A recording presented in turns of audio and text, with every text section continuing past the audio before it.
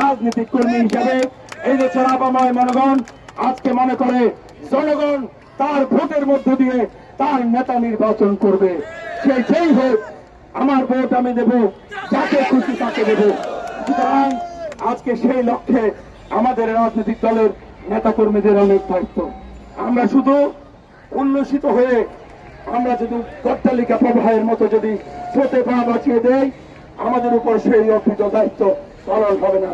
আমি সকলকে উদাত্ত আহ্বান জানাচ্ছি, আজকে থেকে পাড়ায় মহল্লায় আপনারা দায়িত্বশীল আচরণ করবেন।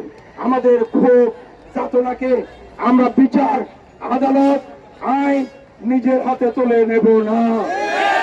আমরা আইন নিজের হাতে তুলে নেব না। আমরা এই দেশকে গড়ে তুলব আগামীর বাংলাদেশ হিসাবে। আমাদের ছাত্র সমাজ যেই আদর্শ দিয়ে যেই স্বপ্ন আমাদেরকে দেখিয়েছেন, তাদের স্বপ্নকে বাস্তবায়ন করার জন্য আমরা সকলে কাঁধে কাঁধ মিলিয়ে কাজ করব, এই প্রত্যাশা ব্যক্ত করছি। আপনাদের সকলকে ধন্যবাদ জানাচ্ছি। পরিশেষে আল্লাহর দরবারে আবারও শুকরিয়া আদায় করি। আমাদের আদর্শিক মা বাংলাদেশে, পৃথিবীর ইতিহাসে আগামী প্রজন্ম অনেক গবেষণা হবে বেগম খালেদা জিয়ার দেশপ্রেম নিয়ে। একটা 75 বছরের বয়োবৃদ্ধ মহিলা, উনি যদি চাইতেন ভোগ বিলাস আরাম আয়েশের মধ্য দিয়ে নিজের জীবন অতিবাহিত করতে পারতেন। উনি যদি আপোষ করতেন, আজকে মৃত্যুর সাথে পাঞ্জা লড়তে হতো না।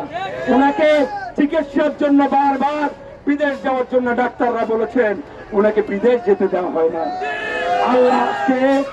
আজকে আল্লাহ রাব্বুল ইজ্জত তাকে এই জালিমদের প্রথম দেখার সুযোগ দিয়েছেন। আমরা আমার মায়ের সুস্থতা কামনা করি।